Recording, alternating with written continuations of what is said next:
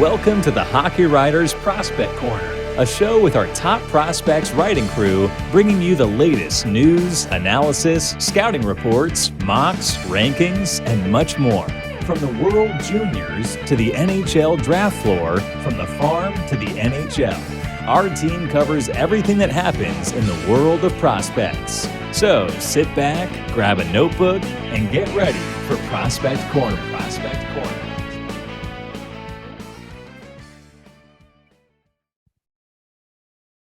Hello, everybody, and welcome to another episode of Prospect Corner presented by the Hockey Writers.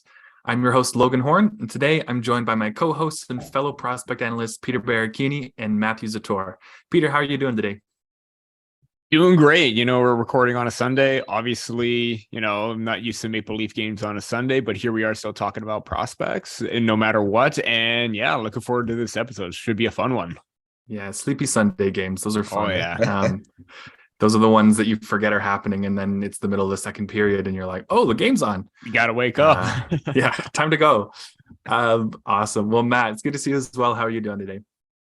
Doing good. Still battling a bit of a cold here, but happy to be talking prospects and doing our first mock draft, which is always fun. Absolutely.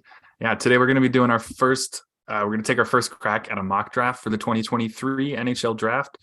We're going to be doing the top 16, just like the lottery picks, the teams that aren't going to make the playoffs. And after that, we're going to take a quick look at two important games from the draft year calendar, the All-American Game, as well as the CHL Top Prospects Game, that one especially because we're all Canadian. But honestly, there's nothing else to do to set this up. We're going to start our top five here. So I simulated the NHL draft lottery with Tankathon. Check out that website if you haven't looked at it before. It's a fun thing to do if your favorite team is not in the playoffs and you want to have a tiny sliver of hope that you could get Connor Bedard. It's probably not going to happen, but that's what that website's for. So I simulated it with all the teams that are in the bottom 16 of the NHL, as of the day of recording this, to determine the order for our mock draft. And each of us are going to take turns drafting for the teams in that order based on talent, positional need, and kind of maybe the reputation of general managers sometimes. We'll see if that comes up. We haven't made any of these in advance. We're doing this live, so bear with us if we're stressed because this doesn't matter at all, but it's for fun. So the top five was simulated as follows. The Columbus Blue Jackets won the first overall pick. They have the best odds, but they won that. The Philadelphia Flyers jumped from 9th to 2nd, winning the second overall pick. The Anaheim Ducks fell from 2 to 3. The Chicago Blackhawks fell from 3 to 4. And the Arizona Coyotes fell from 4 to 5. So that makes out the top five. And I'm going to get started with the first overall pick. A toughie for the Blue Jackets. I'm going to select Connor Bedard. They need centerman more than anything. And he might not be a centerman in the NHL. However, you take Connor Bedard, no matter what you need, no matter who you've got on your team, you take him. They are in desperate need of some help. Worst team in the NHL, despite some decent aspirations and adding Johnny Gaudreau in the summer. But guys like Kent Johnson have looked pretty good this year. Kirill Marchenko has, I believe, 12 or 13 goals and 0 assists as a rookie, which is hilarious. But really impressive, honestly. And I think they've got a good base of prospects. Like they've got a ton of great defensive prospects, David Jiricek, Stanislav Svozil, who would be Connor Bedard's teammate in junior and then in the NHL possibly. So I think that's a no-brainer. It would be a huge jump start for the Blue Jackets and hopefully really take them over the edge so they can get their second ever playoff series victory in a couple of years. So that was a tough one. We're going to come to Peter next at second overall, selecting for the Philadelphia Flyers. Peter, who are the Flyers selecting? Yeah, with the second overall pick, the Philadelphia Flyers, and this kind of is no shock, but from the University of Michigan, Adam Fantilli. And, obviously, there's the whole talk about drafting Cutter Gauthier last year, who can play both center and wing. But you know what? Because of that reason, why not still add to their center depth? And with the second best player in this NHL draft, there should be no hesitation from the Flyers whatsoever, given Fantilli's dominance during his freshman season. And everyone's going to point to the fact that, oh, didn't have quite the production at the World Juniors. Yeah, well, guess what? Production isn't everything. He was still making an impact. He was getting his chances, just bad puck luck. And now the production is still rolling with the University of Michigan. So just his overall skill set just screams Philadelphia Flyers. High octane, fast pace, can be aggressive with his physicality and his size, kind of not necessarily that Broad Street Bullies mentality, but he does have that edge to his game, and he's not afraid to play with the body. So you for the Flyers, it shouldn't be a no-brainer. Like I said before, with Fantilli, obviously they got a developing prospect system, as is with Cutter Gauthier. You still have Elliot Desnoyers, Isaac Ratcliffe. A lot of quality names in the system still. Tyson Forster, Zayd Wisdom, Samuel Tuomala. So why not add to that forward group as well with the second best center in this draft class right now? Yeah, absolutely. I feel like that makes sense both when it comes to just who's left on the board, but also I think that's a pretty good fit for the Flyers if they were to luck into that spot. Matt, we'll come to you next, picking third overall for the Anaheim Ducks. Yeah, the Anaheim Ducks, they're going to be selecting. This is going to be a tough one. They've got a few different picks that they could go with in this one, but they're going to go and bolster their wings and go with Matvei Michkov at third overall. And they could have got could go for a centerman, but they've got Mason McTavish there, Trevor Zegras coming up. They need strength on the wings. And they don't necessarily need Michkov right now. They could wait the 3 years and have him come in and, play with guys like McTavish, guys like Zegras, and be that trigger man for them. And, the Ducks, I don't think they were supposed to be that good this season. They were supposed to be a middling team, or even in the basement. I don't know. I think maybe they had a bit of hope with Zegras and McTavish coming in, but they haven't been that good this season. Hence the pick that third overall. So Michkov is a heck of a talent. He's probably as touted as talented as like an Ovechkin type player. And, like I said, the Anaheim Ducks don't necessarily need him next year. They don't need him, a year after that. They've got some talent already in the wings already too. So they can wait for Michkov to come in. And when he does, you're going to have guys like Zegras and McTavish, closing in closer to their prime to play with. So, and Michkov will be older as well. So the Ducks going with Michkov at 3. Nice. I'm a little shocked by that, but I'm not because I don't think he's worth the pick, but I just I thought you were going somewhere else. But it makes a lot of sense. Like you mentioned, they've got Zegras, they've got McTavish, they have Nathan Gaucher as well. Yeah. Who by the time Michkov comes into the NHL will likely all be established as probably the top 3 centers there in Anaheim. So unless they really want to force one of those guys to the wing, I think this fits pretty well. And they'll be able to just at least drop in a really good top 6 winger, just drop him in the off season, like for nothing. So that's pretty sweet. Now I'm going to pick. Yeah, go ahead. I was just going to add, out of all the teams in this, draft lottery, I think if whoever takes Michkov would be the Anaheim Ducks, and they would have that be patient approach because they already have quality players within their system right now. So if there's a team that would like to, make that way to make the selection in the 3 years time until he comes over, it makes sense because they already have quality names in basically all positions on their depth chart right now.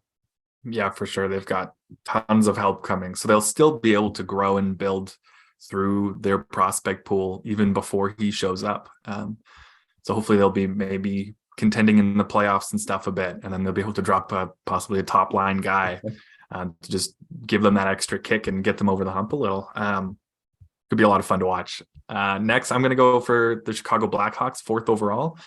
I didn't think he was going to be here, but I'll take Leo Carlsson. They will take whatever help they can get at this point. The Blackhawks are not planning on being good anytime soon. So wouldn't be shocked to see Carlsson play a year either in the SHL again, where he'll just probably be even just better and better and better, or maybe in the AHL. Who knows? We'll wait and see. Well, I mean, if they get him. But I doubt they'd bring him to the NHL right away because they've been slow playing quite a few prospects because they're just trying to suck for the time being. And I mean, it's a strategy that works the way the NHL is structured these days.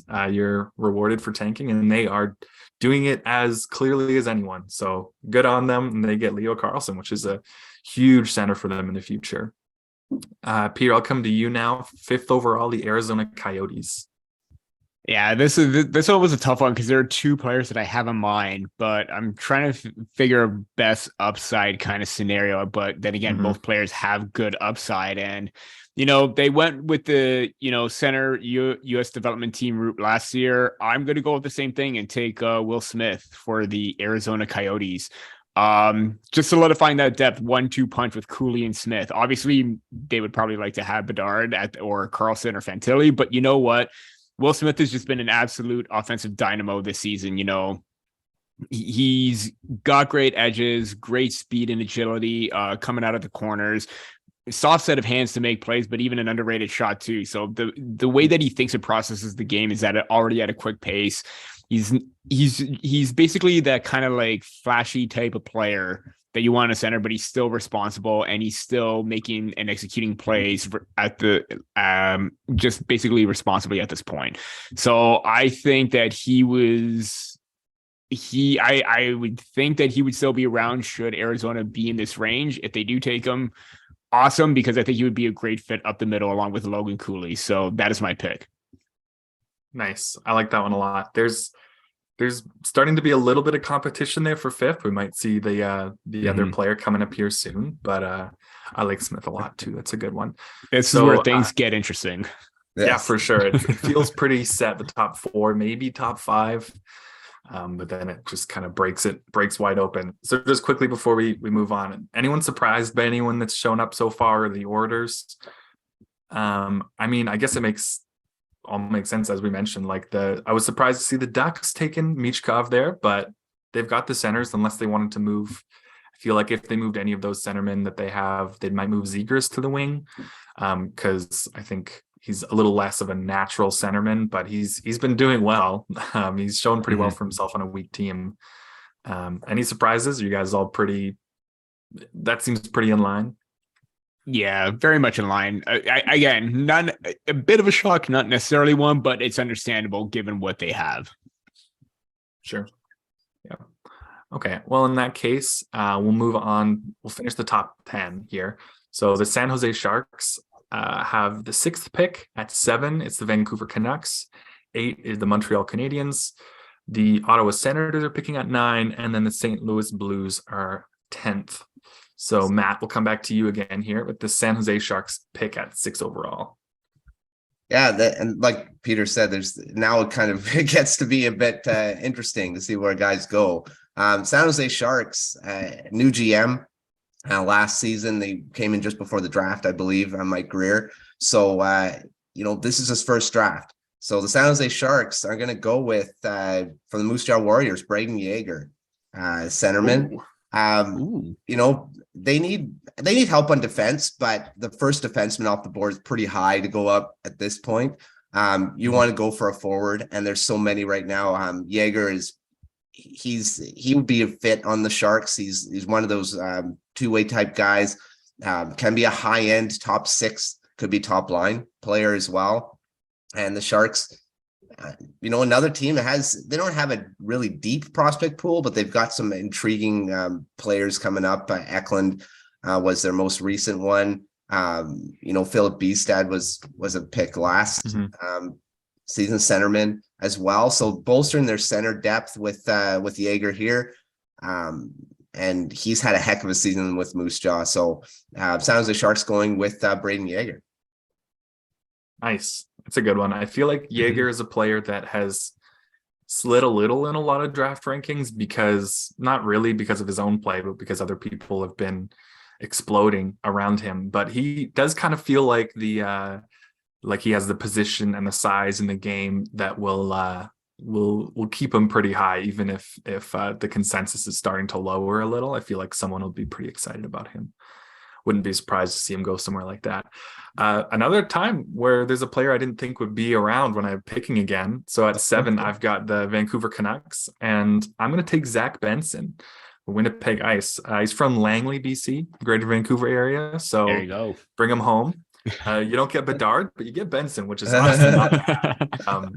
I like Benson a lot. I think that would be a huge pick for Vancouver. As long as they don't go for someone who's like basically NHL ready and they go for the best player available, who knows what they're going to do these days. But Benson's amazing. He's a little smaller than some people like, but he is a wicked skater. He fights hard. He's tough to pin down for guys, and he's scoring like crazy in the WHL this year. Like if Bedard didn't exist and you looked at the top of the WHL scoring and you saw Zach Benson draft eligible, that would be very exciting. His size is pretty similar to Bedard. He doesn't have that shot or anything, but he's a wicked player. Gonna go top 10 for sure, but he's been pushing closer to 5 for some people, myself included. So Zach Benson at 7. Peter, we'll come to you again.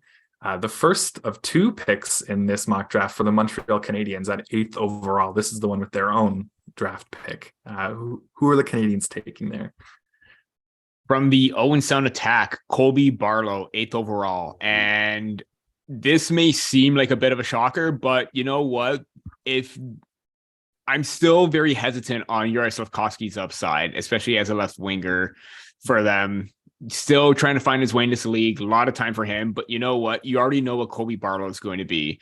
He's going to be another shoot first mentality, two-way winger that can play a 200-foot game, but he's got the offensive mindset and awareness to always attack the net, be down low. He's always making his presence felt no matter where he is on the ice. And we saw that during the CHL Top Prospects game. For all everyone is going to say, oh, well, they already have Cole Caulfield for that, but he could play both the left wing and right wing. So if you could insert Barlow into that top line with the possible Nick Suzuki and Colby Barlow, that sounds pretty interesting. And you have 2 guys that could finish. You have even Cole Caulfield can even set plays up very well. Colby is also, not necessarily known for his playmaking, but he can still make the right plays at the right time. And you know what, considering that he's already at 36 goals a season, on pace for 56, surpassed the 30 that he had as a rookie. The goals are coming right now, and he is very, very impressive when it comes to his goal scoring ability. So Montreal with Colby Barlow at 8.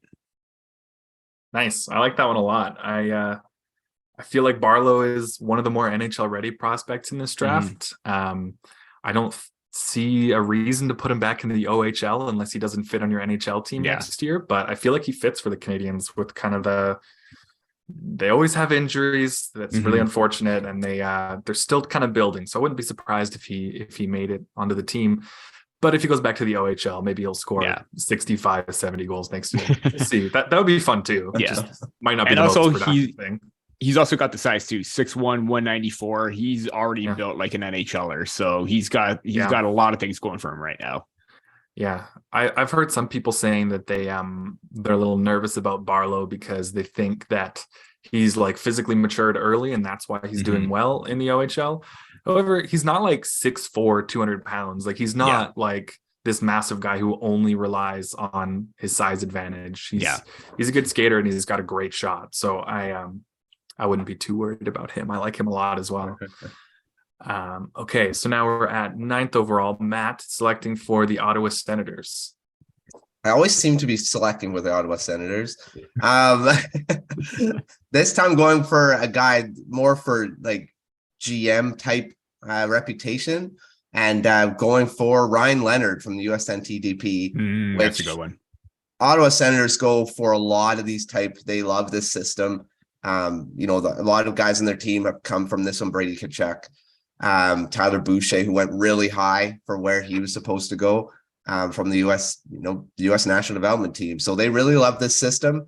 And Ryan Leonard would fit in. He's a winger. We said he was a bit high, but he's that type of all-around type player that can fit in anywhere in your lineup. And the Senators, they just need more. They just need more of everything. Again, defense, they've got some pretty good defensemen, but again, a little high to be drafting a guy right now at this point. So getting a guy like Ryan Leonard, who would probably be being a top 6 guy, I said good all around 200-foot player. Doesn't do everything ridiculous, but he's got good skill. He's a big guy, shoots the puck really well. So, and the Ottawa Senators, like I said, love this system. I love the way the U.S. development team develops players. So, adding Ryan Leonard really wouldn't surprise me if they were at this point. Nice. Yeah, that makes a lot of sense actually with the guys they've targeted in the past and what they kind of need. It kind of looked like they were going to take a big step this year and have not. So hopefully Leonard can help them there.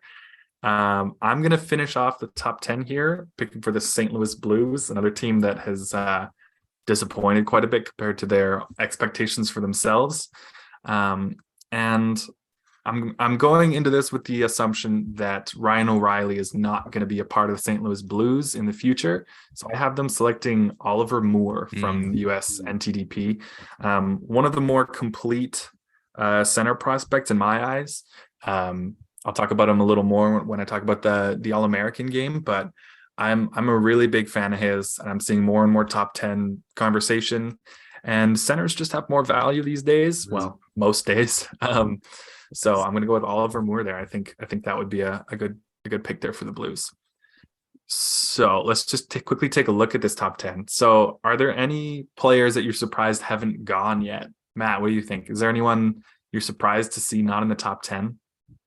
Well, I'm a little surprised Dalibor Dvorsky hasn't been taken yet, but I can see where, how it kind of plays out in the teams in there of what, the picks were. So, I mean, I could see Dvorsky getting dropped out of the top 10, but I'd say that's pretty much the only guy that I was surprised not to be there.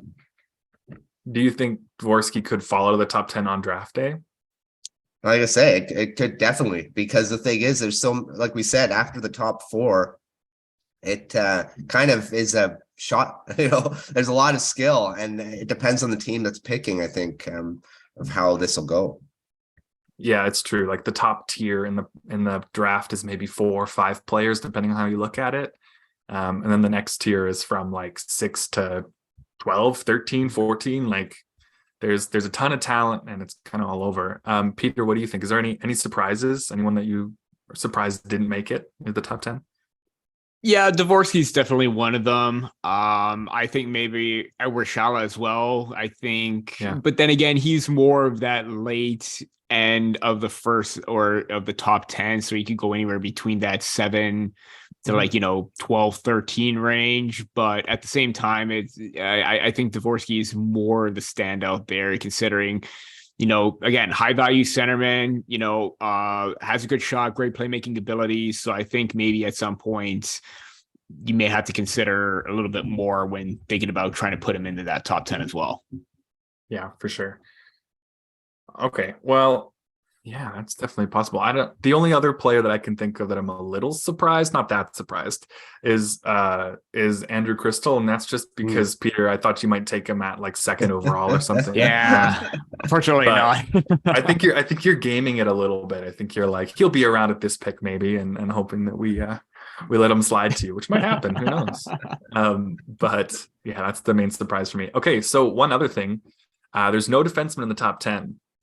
So I want to ask you guys thoughts right now on, I'll start with you, Peter. Who do you think will be the first defenseman selected? And do you think any of us will even pick one? Or even like, where do you think the first defenseman will go on draft day? Obviously, top defenseman is Axel Sandin Pellikka, and I think him getting the more meaningful minutes at the World Juniors showed at a young age that he's able to play against higher end competition. And he excelled at that. So I think maybe if there's a team that would, right-handed shot defensemen are very hard to come by. So if teams are looking for a right-handed puck-moving defenseman that can eat minutes and start to develop a very responsible game, yeah, he's definitely going to be the first one off the board. Where? It all depends on who needs a right-handed shot defenseman. Then again, might as well take that right away. I could see maybe any team from here on out outside the top 10 taking one, because there is value in them no matter what. Yeah, for sure. Matt, what do you think? We haven't picked any defensemen in the top 10. Do you think any of us will? Who do you think is the top defenseman right now? Yeah, I agree. Sandin Pellikka is probably the top. Reinbacher's really risen his stock as well. Playing pretty well at the World Juniors, even though he was sick. I mean, he still played really well. So I think he's risen his stock. I think Sandin Pellikka still a little bit has that edge over him. But, Reinbacher's probably he may not go in the top. I don't know if any of them. I think Pellikka could potentially, we'll see how this all goes, but could potentially go into in the 11 to 16. But who knows? I mean, we've seen guys go higher, and Reinbacher could be because of his size. So, I mean, that may be enticing for some teams. Yeah, for sure. I'm not surprised that we didn't get any in the top 10 because it's pretty forward heavy draft as has been talked about a ton at the top. I personally am still leaning a little towards Reinbacher just because the offense is good, not great. Sandin Pellikka's offense is obviously more dynamic, but just the size, strength, defensive game, playing really well in a good pro league this year in Switzerland. I think he probably has a little bit. I think that gives him enough value, the size, especially as a defenseman. He's also right-handed. Wouldn't be shocked to see a team take him in the top 10 just because they get a little extra excited and they convince themselves he's the best because they need that spot in the depth chart filled up a little bit. But I also wouldn't be shocked to see Sandin Pellikka go. That dynamic offensive defenseman is huge these days. It's a huge part of your power play. 5-on-5 offense too. So that's tough to say. We'll find out if any of them go, I guess, in ours here. But before we get to the rest of the top 16, I just want to mention today's episode is brought to you by our sponsor, Hockeypedia. You ever been looking for details on a player that just competed in the World Juniors? Do you want to know who owns the New York Islanders? I don't. Who is in the 2015 Stanley Cup playoffs? You ever wonder what the NHL awards are and what their history is? Or maybe you're interested in any other hockey question you can try to come up with. Make sure you check out and bookmark the Hockey Writers Hockeypedia. It's an ever-growing collection of hockey resources that's invaluable to any fan looking for information. Look for a link in the show description and dive in today. That's Hockeypedia on the Hockey Writers website. So check that out. All right, now we're going to wrap up the mock draft with picks 11 to 16. So at 11, it's the Montreal Canadiens selecting again, but this time with the Florida Panthers pick they got in the Ben Sherratt trade last year. Yikes. At 12, we've got the New York Islanders. 13 is the Detroit Red Wings. 14 is the Nashville Predators. 15, the Washington Capitals. And finally, 16, the Calgary Flames. So, yes, we're back to Peter again here, picking for the Canadiens at 11. Who do they have this time? Yeah, they're going to make the Florida Panthers hurt with this one. And coincidentally, Matt, they're going to be taking Dalibor Dvorsky, 11th overall right now. And continuing the trend, they got Juraj Slafkovsky with the first pick last year. They got Philip Mesar. And now, why not continue the trend with having 3 out of, 4 talented Slovak players on your roster from that new wave of Slovak talent coming out right now. So might be a little bit of hesitation here, and there might be some feedback from Habs fans because you already have Nick Suzuki as your top centerman. You have Owen Beck, who's looking pretty damn good in the OHL right now. But why not just get more center depth, some reassurance too, because there's also the possibility that maybe one of them can be turned into a wing. Maybe they could be utilized more, sort of like Connor Bedard's situation. Do you see him as more of a centerman, wing, because he has played sort of that, kind of spot on the power play where he sets up on the wing a little bit more, but then again, natural centerman. Lethal shot, very accurate, a lot of power behind it, great passing and abilities. Do think that, there is question about him being a little bit too passive and needs to be more involved with the play. If he could excel at that and be a little bit more engaging and, be the one taking control of the play, then this is going to be a really great pick for the Montreal Canadiens. And not only that, you can never have, like I said, you can never have enough centermans. The fact that you have 3 quality ones possibly in the system, if they take Dvorsky, that's going to be a huge one. Yeah, absolutely. That's a great pick at 11. So Who does that give them? That gives them Barlow and Dvorsky. That day is a success already. Yes. That's a win. And you're just like an hour in or whatever. So that's a win for sure. I just want to give a shout out to Melissa Boyd. She said, be very nice with the picks. And I hope I was very nice with those picks. I think you were pretty nice. That's a pretty sweet pair. My goodness. Okay, now Matt, we'll come to you, picking 12th overall for the New York Islanders. Well, the Islanders, if they keep this pick, will be the first round pick since 2021, because 2022 they traded that. And there's some few places they could go with this one, but I'm going to go defense, and we just talked about defense. So David Reinbacher, New York Islanders choose David Reinbacher. They've already got some pretty good defensemen leading the charge right now, but to play alongside him, their defense is aging. They're not the youngest defense for like high end guys. So Reinbacher really fit in there. And again, right-handed shot, good size. I'd say it's a Lamoriello type pick. I mean, he likes those big defensemen. And I think he could definitely go. Calio Delis, they picked in the second round this past draft. So, I mean, they've got some depth there, but I think they need a high-end guy to kind of pair with who they have right now. So Reinbacher, like we said before, really, really good size, really mobile defenseman, right-hand shot. I think would fit in for the Islanders. I don't know what their direction is right now, because they were supposed to be a good team this year. They made that trade on the draft floor to get I almost forgot his name. Romanov. Romanov. They got Romanov there. So I mean, they did kind of bolster their defense, but I still think they'd be looking to bolster it even more. They need forwards as well, but I think at this point, Reinbacher's probably gonna be gone by the time. Well, of course, he'll be gone by the time they pick next, unless they make some trades. So Reinbacher here, I think, really makes sense for them. So they're going for him. Nice. I like it. I agree. It does kind of feel like a Lou Lamoriello pick. And just a fit with the Islanders there. So our first defenseman is off the board officially at 12, which, could be pretty similar to draft day. It might be around this time when someone's maybe takes a little bit of a stretch, but I think it's pretty easy to argue that Reinbacher and Sandin Pellikka are at least in the realm of prospects worth taking at this range. So next, I'm going to be picking 13th for the Detroit Red Wings. I'm going to keep it going for the defenseman, actually, and pick Axel Sandin Pellikka. I wasn't sure if he was going to be here, but I'm going to take him. I actually wrote a piece like a week ago or so about some prospects who might be on the board in the range that the Red Wings are looking at picking in the first round. And Sandin Pellikka is one of my favorites. Right-handed, dynamic offensive defenseman.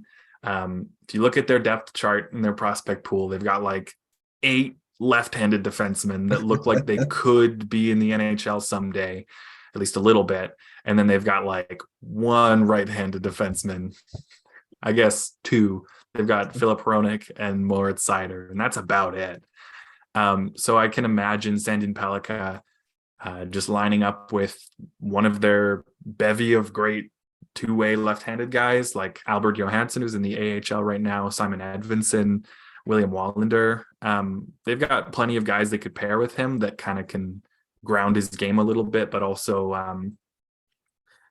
just let him go free on offense. And so I think that'd be a lot of fun. And they like their Swedes, so that's my pick for the Red Wings at 13. Peter, you're up next with the Nashville Predators pick at 14th. Well, if you wanted to know when I was going to take Andrew Crystal, now I am taking Andrew Crystal to the Nashville Predators. Obviously the Predators are getting into that phase where they need to try and stockpile all their picks and draft, high-end talent. I mean, there is talks that David Poile needs to move out some of his front or heavy contracts, whether it's up at the front end of the roster or the back end. And, you need to start getting quality talent right now. And they're kind of thin on the left-hand side where, you have Tanner Jeannot, but, he's more of a depth option. You have Igor Afanaseyev. You're still waiting for him to try and make that jump. Zachary Leroux. But more importantly is what you're getting with Andrew Crystal. You're getting a high octane kind of player that can lead the charge, take control of a play, be a very crisp and very, cerebral playmaker when the puck is on his stick. And it's unfortunate that he wasn't at the CHL Top Prospects game, because we would have seen exactly that. But based on what I've seen all season with the Kelowna Rockets, he's just been lights out good. So for him to have that kind of upset and that, offensive game that comes with it, it'll benefit the Predators down the line, because you already have Luca Evangelista on the right wing. You already have Joaquin Kemmel as another top tier shooter. So you're already starting to fill. You already have that right side filled out, or starting to fill out. Might as well get started with that left side. Obviously, they probably could have taken a center here as well, but with the kind of upside that Crystal has to be that playmaking / finisher in a top 6 role, I think you got to take that. Yeah, absolutely. That feels like another real win for the Predators. Last year, getting Kemmel like a little later than everyone expected him to go. Mid around this spot, actually mid first round. Andrew Crystal's a pretty sweet addition to the team at 14th. Okay, so Matt, you're next here at 15 with the Washington Capitals. Which Russian player are you taking? I mean, sorry, there's which no Russians. they'd have to really go off the board to go. Bit of a reach. So I'm going to go next best thing, or closest. Edward Shala, Czechia. So I mean, still in that realm. Probably. I mean, again, Ovechkin's not getting any younger. They're going to need to get, although he doesn't seem like he's old, he's still scoring at his same clip. But they're going to need some guys to kind of take over for him in the next few years. And not saying Shaw is going to be Ovechkin, but he's got, he's not the goal scorer that he is, but he is one of the best playmakers in this draft. So he could definitely pair with a goal scorer that they got. Production, I mean, prospect wise, they're not that deep forwards, because I mean, they've got a lot of their guys that have been part of the core for so long. They're gonna have to start transitioning from that, and I think Shala could be a big cornerstone for a team that doesn't usually draft in this range. They usually draft in the lower end. They're in that, not in the lottery picks. They're more in the 20s.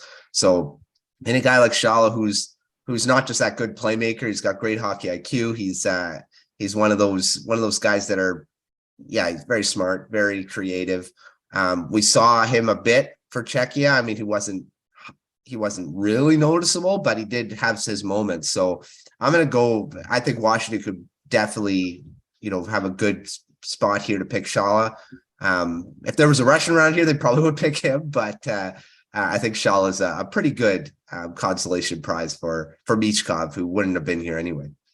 Yeah, absolutely. I mean, that's a great pick at 15. Again, they kind of get another team that is getting another good player a little later than you'd expect, like in the 2022 draft, getting Ivan Miroshnichenko, I think 20th overall or around that range. He's looked pretty good so far this year now that he's back in action. So I'm going to finish off our mock draft here at 16th overall for the Calgary Flames. And we know they love their CHL guys, especially WHL, like Dustin Wolf, Connor Zary. They've got all these guys that have come out of the WHL. And so I'm going to stick with that.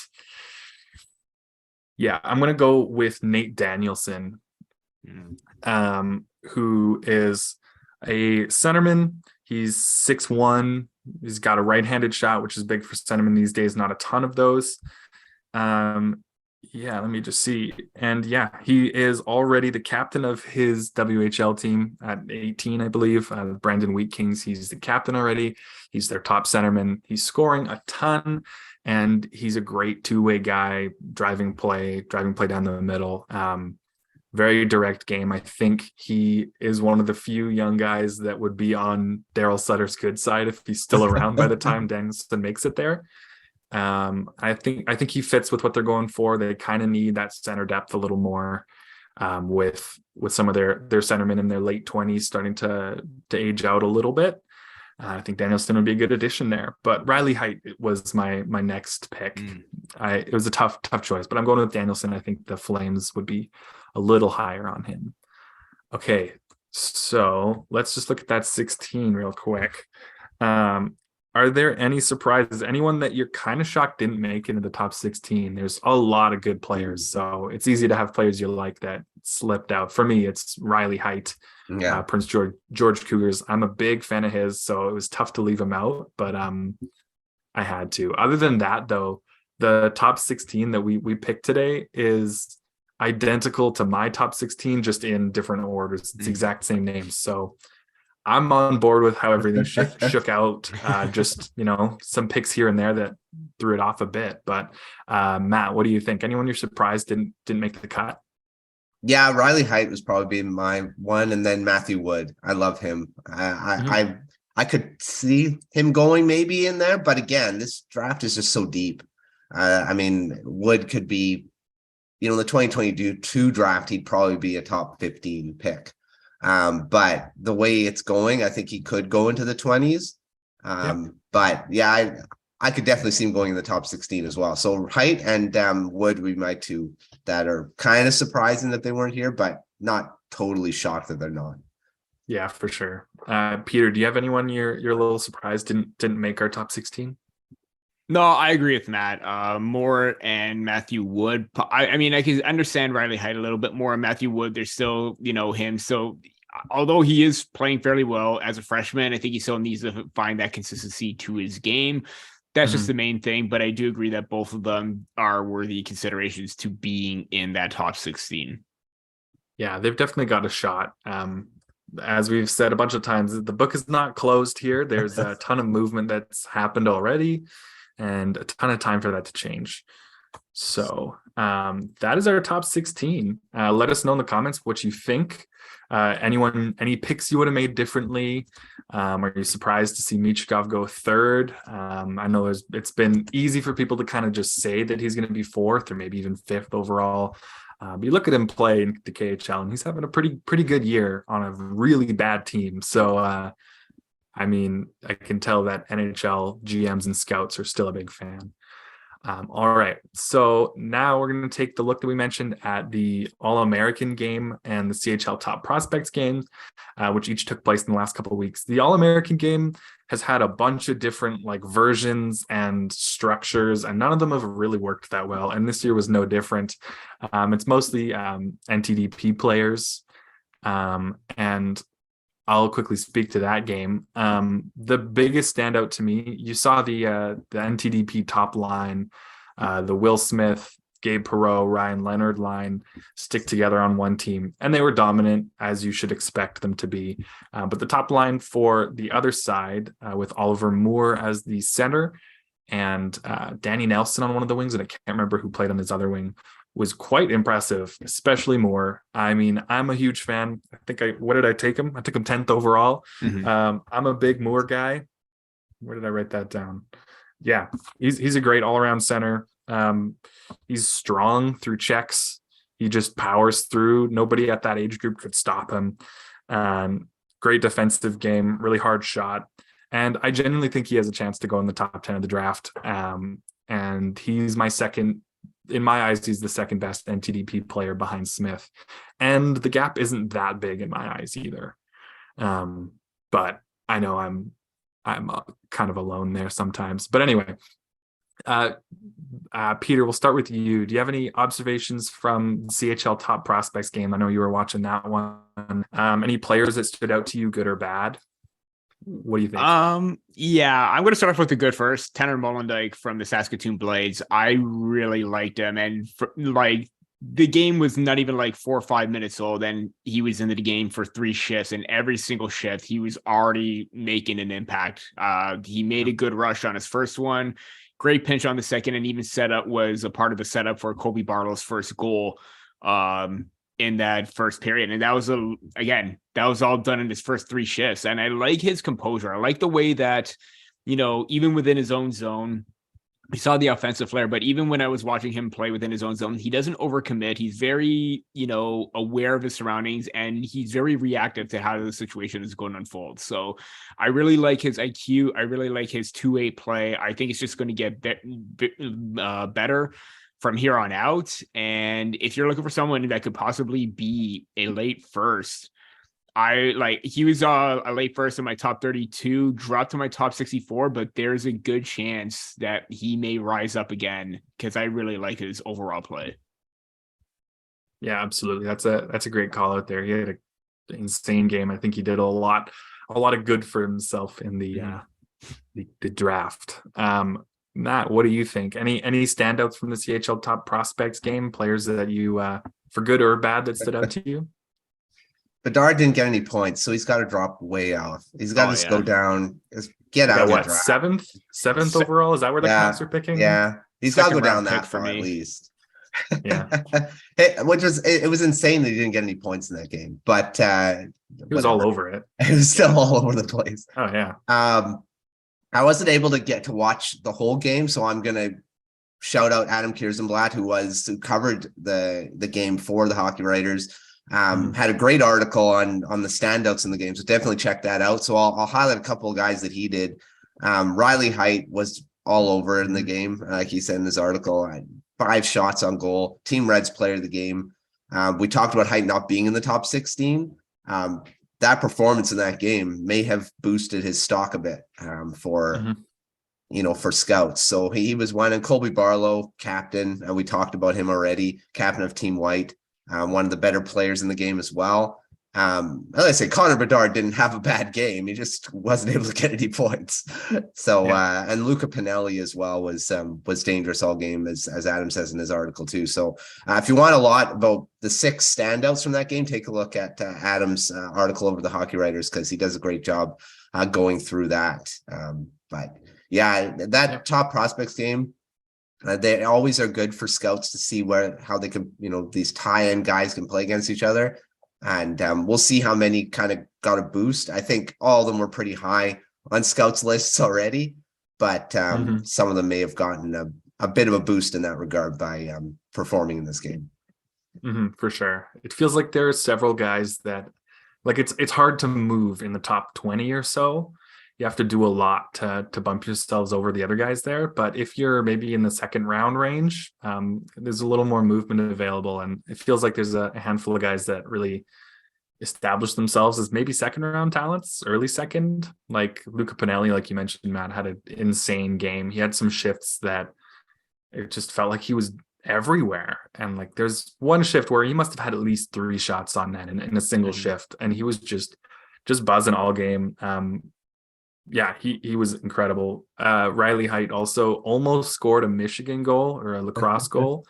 It was so close. I think it was Carson Bjarnason that made the save and kept him out. But that would have been like electric to watch. But anyway, yeah, I feel like these games are always great. The CHL Top Prospect games, they just bring out all the best players in the CHL, regardless of nationality. And I think that's the issue a lot of the time with the All-American game, is they kind of get confused about what they're trying to do. And so I think they really need to just lock in on all the NTDP folks and then all of the best players in the USHL. Like Michael Harabel should have been at this game, but he wasn't because he's not American. And they're good players playing in the USHL. They should have highlighted Macklin Calabrini, who's Canadian, but playing in the USHL this year. They should have highlighted him because that's a huge chance for marketing for the USHL to have someone who could very well go first overall next year in the NHL draft in 2024. But one other player actually I wanted to mention from the All-American game that was surprisingly one of the better players in my eyes is not eligible until the 2024 draft. One of the greatest names I've ever heard in my life. Younger brother of Shai Buium, who's a Red Wings prospect, Zeev Buium, Zeev. Zeev, he was actually excellent, maybe the best defenseman in the whole game, and he's not eligible for this draft. You got to keep an eye on him for next year. I hadn't really heard about him, wasn't really familiar with his game, but he definitely put himself on my radar for next year. So Zeev Buium, hard to forget. Okay, so I've got one more quick fire question here for you guys, and then we'll get to our prospect of the week. Let's see. Yeah. So in our top 16, I don't think it's a surprise to anyone, we had no goaltenders selected. So I'm curious if anything's changed in your guys' minds. Who is your top goaltender at this time? And do you think they could go in the first round? No goalies in the first round of the 2022 draft, but we've had a lot of first round goalies throughout history. And it'd be kind of a surprise to have 2 years go by without, but I'm wondering your guys' thoughts. Matt, what do you think? Yeah, it's tough because there's no sure thing first round goaltender in this draft. I mean, not like we had with Wallstead and Kosa, and that's a rare. I mean, you usually don't have two guys that are supposed to be high in the first round, or even the first round at all. But in this one, like we mentioned before, Craig Augustine could definitely go in the first round. Bjarnason, like especially after that top prospects game, he may have gotten a bit higher on, and like we said, he was the highest. He was ranked first by NHL Central Scouting as the main guy. So I'd say Augustine and him are probably the two that could potentially go in the first round, but I don't think they're going to go. They're probably going to go in the 30 to 32 range. Yeah. If they go, it's probably late. That's a good call probably. Peter, what do you think? Who do you think is going to be the first defenseman to be drafted, and do you think they could sneak into the first round? Defenseman or goaltender? Sorry, goaltender. Okay. Thanks for catching that. Yeah, I think it's either going to be Augustine or Hrabal. I think Hrabal gets the edge because he's already got that size, but Augustine looked very composed, taking over for Team USA, still looking pretty composed and very sharp right now. I think it's either going to be one of them, and I agree, Matt. I think it's going to be like 30 to 32, given how deep this is of a draft forward talent-wise. Yeah, I think it's going to come down to those two. But even so, like we even talked about Carson Bjarnason being top-ranked North American goaltender. I like Scott Ratzlaff a lot. I think he's even throwing his name in there to possibly being a top North American goaltender as well. I mean, his rating it's not bad, but I think I think that Top Prospects Game showed that, because it was Ratzlaff and Bjarnason going head-to-head at the very beginning. And it was very much a goaltending duel at that point as well. So I think that Ratzlaff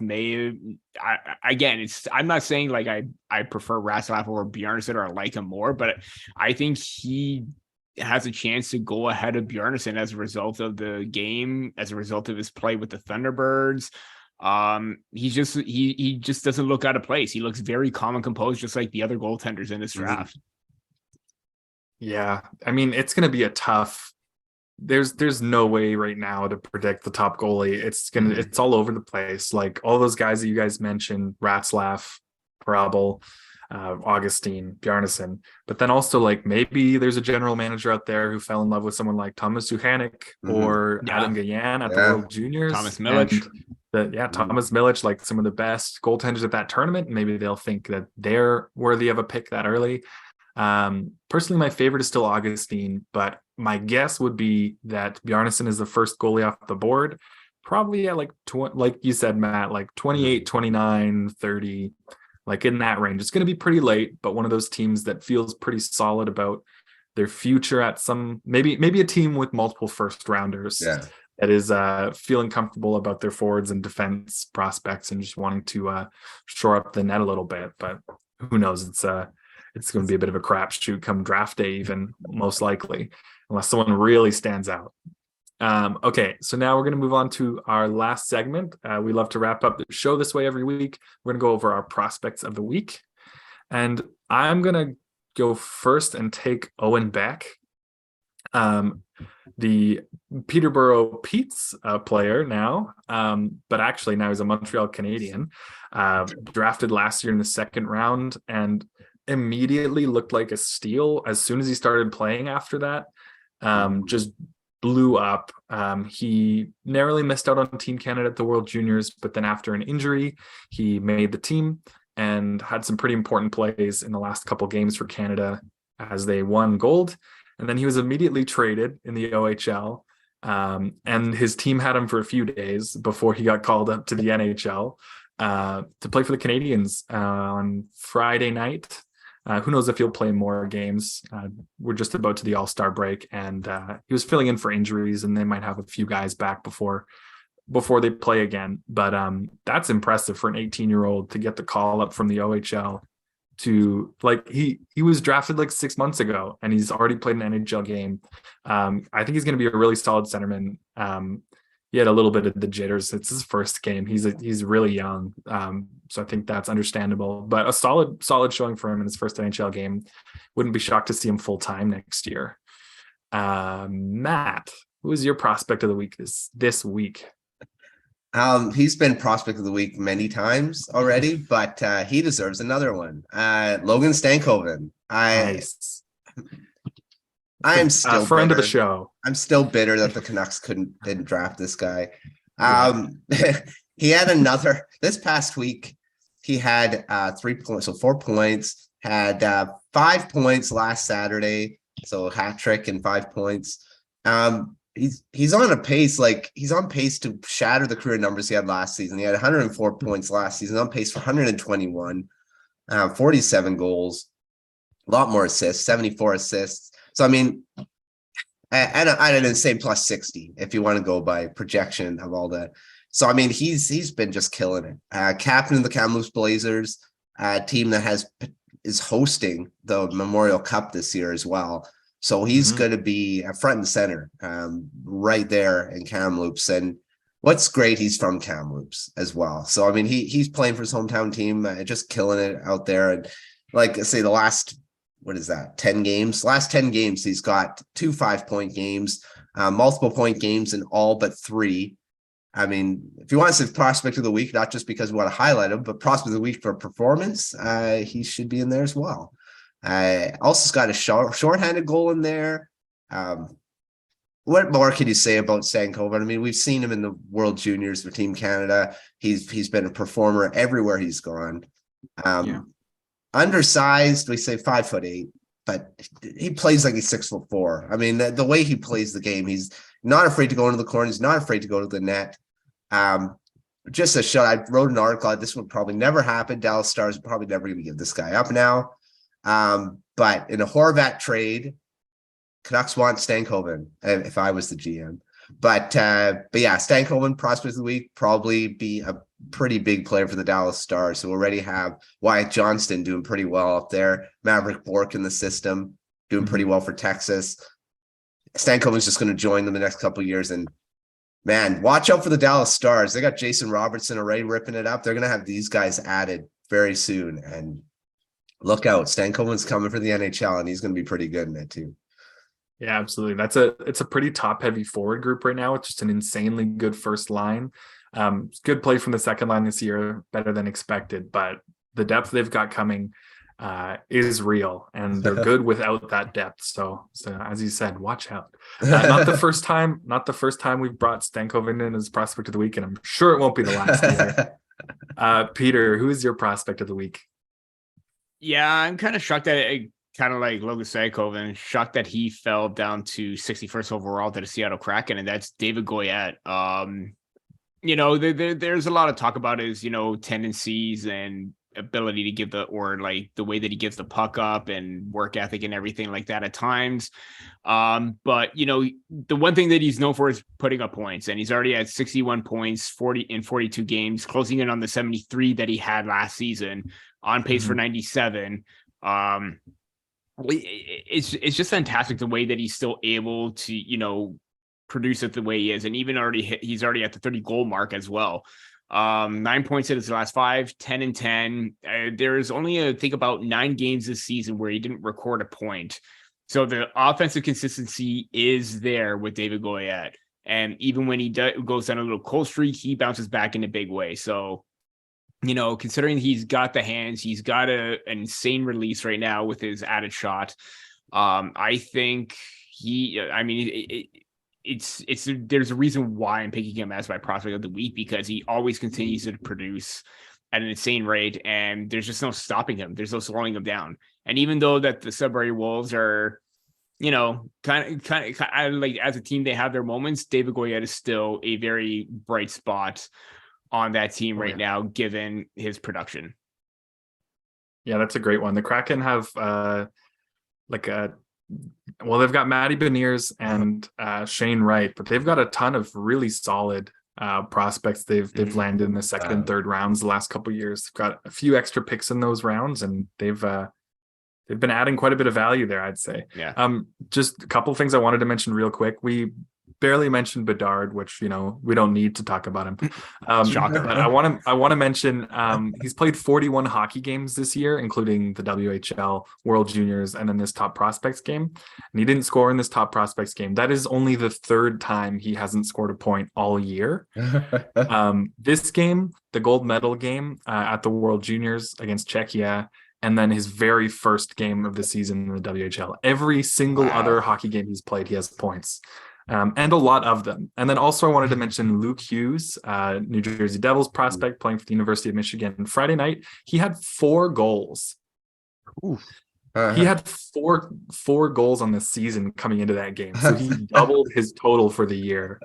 That's just ridiculous. I never thought I would see a 4-goal game from a defenseman in college, at least not in, the top teams like that. And it was against another good, highly ranked NCAA team. So that was wicked. So, I mean, again, another person that we bring up all the time, probably Luke Hughes. Another excellent prospect to watch. All right. Well, that's going to do it for us this week. Thank you all for tuning in to this week's episode of Prospect Corner. Make sure you subscribe to the Hockey Writers YouTube channel so that you don't miss out on the rest of our episodes coming up here. And make sure you check out our site, thehockeywriters.com, for tons of 2023 NHL draft coverage over the next few months. Also, make sure you check out Hockeypedia on the Hockey Writers website there. And yeah, thank you, Matt. Thank you, Peter. And thank you all for watching this week's episode of Prospect Corner. We'll see you next time.